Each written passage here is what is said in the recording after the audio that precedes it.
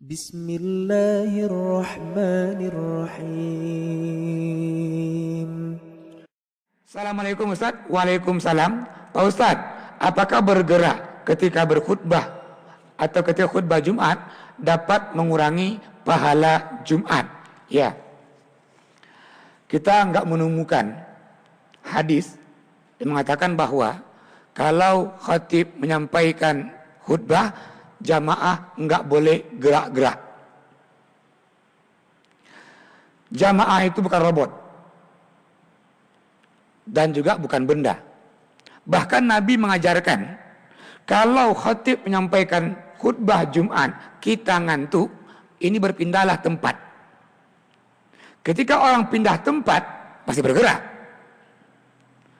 Untuk apa pindah tempat? Untuk menghilangkan ngantuknya. Man na'isa yaumal jum'ah palihawil makana. Ini matan hadisnya.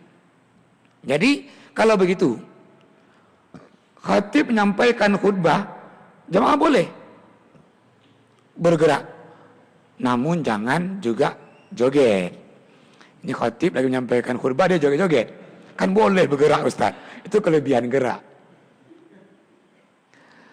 Jangan dipahami bahwa khutbah Jumat itu sembahyang zuhur 2 rakaat.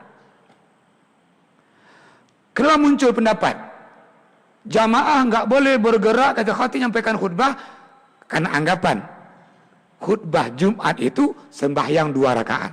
Dalam sembahyang nggak boleh gerak-gerak. Namun khutbah Jumat itu bukan sembahyang 2 rakaat. Khutbah Jumat itu syarat sah Jumat. Nggak sah sembahyang Jumatnya kalau tidak ada khutbah. Kenapa ini? Sembahyang Jumat pada zuhur, hari Jumat itu Nabi menjelaskan.